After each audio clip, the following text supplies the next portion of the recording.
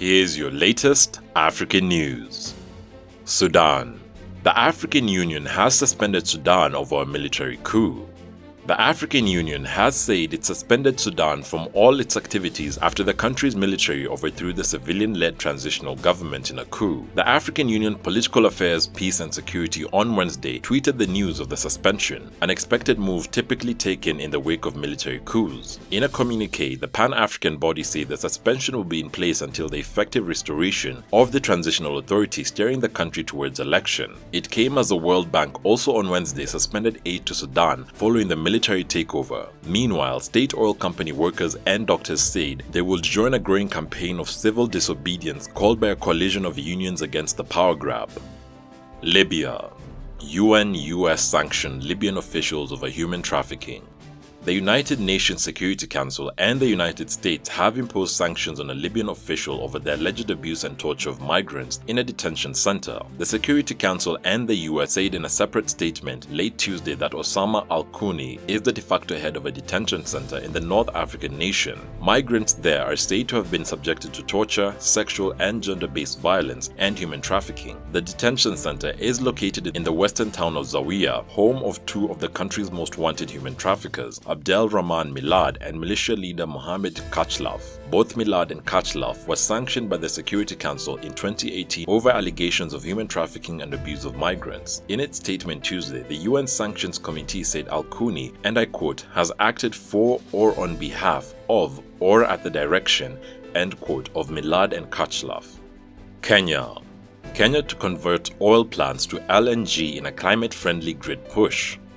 Kenya plans to retire or convert heavy fuel oil-fired power plants to use liquefied natural gas by 2030 as the nation pursues a cleaner energy path to a 100% climate-friendly grid. State-owned Kenya Electricity Generating Co. or KenGen is conducting a feasibility study on reconfiguring the thermal plant powers that currently accounts for about 7% of the grid load. The move is part of the East African nation's target to reach net zero carbon emissions by 2050. The plan seeks to consolidate Kenya's position as a leader in clean energy, with 90% of its grid already renewable, and it is in line with President Uhuru Kenyatta's push for investment in a sector that's based on expensive technology. Africa has suffered the brunt of climate change despite producing less than 5% of the world's greenhouse gases. East Africa. Verdict on EAC admission of DRC set for November. The Democratic Republic of Congo's bid to join the East African Community has passed the technical committee stage, with the Regional Council of Ministers expected to deliver the final verdict this November. The EAC technical experts have been reviewing a report of their mission tasked with verifying the readiness of the Democratic Republic of Congo. The report touches on the social, economic, and political compliance of the country with the treaty establishing the EAC. Under the EAC treaty, criteria for admission of new countries include acceptance of the community as set out in the treaty, adherence to universally acceptable principles of good governance, democracy, and the rule of law, and observing human rights and social justice. The ministers appointed a verification mission to review DRC's current status in international law and establish its level of conformity with the criteria of admission as provided in the EAC treaty. Trade with Kinshasa is dominated by China, South Africa, Zambia, Belgium, and India, with China taking 31%, an equivalent of $2 billion, of the Congo's total imports in 2019. Nigeria. The Paris Museum exhibits Benin's treasure for the last time.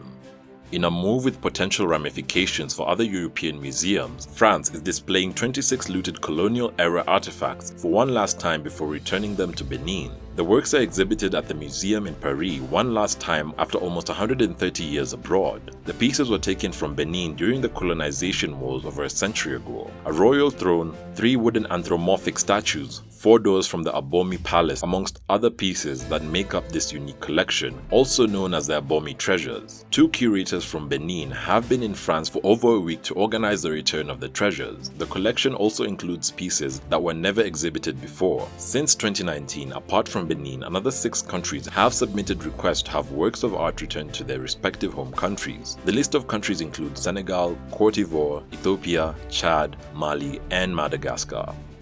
Thanks for watching. Visit our YouTube channel Tunacheki to watch our daily news reports, and our website tunacheki.tv for all the latest news updates. Also, don't forget to catch our new show Startup Africa every Thursday on our channel. You can directly support this new series by becoming our YouTube member or becoming a Patreon. And remember, Africa is watching.